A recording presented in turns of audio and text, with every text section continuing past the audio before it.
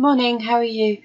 It's academic review day here at one of the local schools, which means they basically get the day off so that the teachers can do parents' evening by day rather than by night. So I've just got back from my first lesson. I've got 2 more to go, but it's nice because I get this evening off. I'm home by 5:30 rather than 10, but it just means that trying to get things done on the business rather than in the business seems to take a back seat. But the other day when I sent out email to parents, I spoke to them about, I'd been working with a girl on the Friday on rounding numbers. So, where's it gone?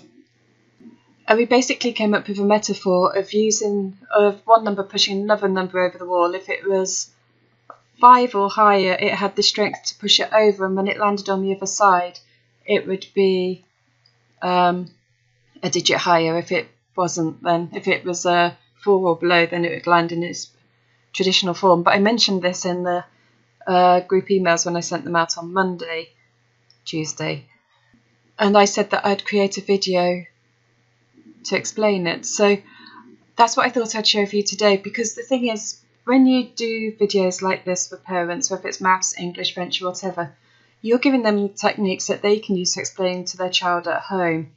But the other thing is, they can also see how you explain things, and if they like your style, they're more likely to get in touch with you as a tutor and say, look, we've been looking for a tutor, would you be able to help? Whereas if they see how you explain things and think, well, that wouldn't make sense to me, so it's not going to make sense to my child, or you obviously play a lot of games and that's not what I'm looking for, or you obviously work through a lot of worksheets, again, that's not what I'm looking for. The better they get to know you in advance, the stronger the relationship's going to be when you actually get started. So that's why things like this are so important. So what I'm going to film from the next few minutes is basically the video I'll then edit and send out to the parents. So let's get started. Hello, in this short video I just want to explain to you how I was explaining to someone the other day about rounding numbers. We were looking at decimal places, and what I explained to the girl I was working with was, if you have a number which is, or imagine you have some numbers on either side of the wall, and each time you move the number over the wall you have to round it accordingly. Now if I wanted to make 2.3 to 1 decimal, or 2.349 to 1 decimal place, because the 3 is followed by a 4, the 4 is only a fairly weak number. It doesn't have the strength to increase the value of the 4. So as the 4 pushes the 3 over the wall, it's going to stay in its traditional form, and it's going to stay as a 3. In order for the number on this side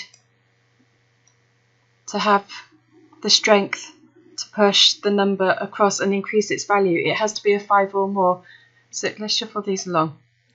So now if I have the number 2.3 but I want to increase it to 2 decimal places, the 4 is followed by a 9, and because the 9 is bigger and stronger than a number 4 or below, it has the strength to pick up the 4, and as it moves over the wall, it will change its value to a 5. So when it lands on the other side, the number I now have is 2.35.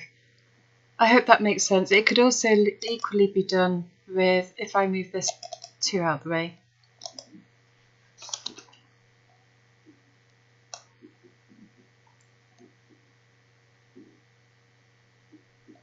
And actually I'm going to make that 5. Let's make it into 30. At the moment it stands as 35.9. And I need to round it up to the nearest whole number. So because it's been followed by 0.9, as the 9 goes over the wall, it would become 10. It would become a 10. But the 10 can't land on the other side, it's too big. So what happens is the 5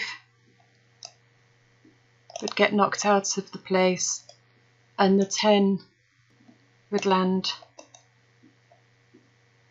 as a 6, and so I'd be left with 36. I hope that makes some sort of sense, and have a great day. Speak to you soon. Bye. There, that would be it. I'll now go edit it and put it on probably Facebook page. I might put it on the website as well. I'll tweet it, but it might help someone, you never know. It might draw attention to us from someone. I'll put it on YouTube as well. It may not get any results today, but you never know, tomorrow or the next day someone might see it and find it of interest. The other thing before I go is, let's get rid of this now, is yesterday I created this, and so now this is kind of like my targets for December on the build up to Christmas. Let's downsize that so you can see. So my targets for week 1 are going to be to create a blog on the importance of planning. I'll download the blog and do all the images and everything on Canva. I'll also do my daily video, which I'm doing now. Week 2, I need to create the planning bundle. I'll also do another blog. That'll probably go on the Starr Tutoring website rather than the Tutor's Tutor. I'll check out the Google AdWords that I did yesterday, and I want to create a 7-day Christmas challenge of activities supporting maths and English, which would be an introduction to the 365-day creative activities if I decide to go ahead and do it. But I'll do the 7-day challenge regardless, because again, it just helps people get to know us. Week 3, I want to try and create 3 blogs. I'll also double check the Facebook ads, which is my job that I'm doing today, and I'll create another one which is New Year, New Job, and I'll obviously also create the daily video. I chose this picture because it's one I took a couple of years ago when I was on holiday with my youngest. We went to Finland for New Year's. Most amazing holiday I think I've ever had. It was beautiful. But it inspires me because this is something, one day I'd like my own home in Finland. That's one of my ultimate dreams. So seeing this picture all the time is kind of like just a kick up the backside to look on, this is why you're doing this. This is what you're working towards. This is your goal, your hopes, your dreams. So I don't want to sound too woo-woo, but I'll go into it more in the importance of planning. But you need to have goals that you're striving towards, because if you don't know where you're going, how do you know how you're going to get there? But I won't go on about that now. Have a great day, and I hope there's been some help in this, and I will see you again tomorrow. Take care and bye.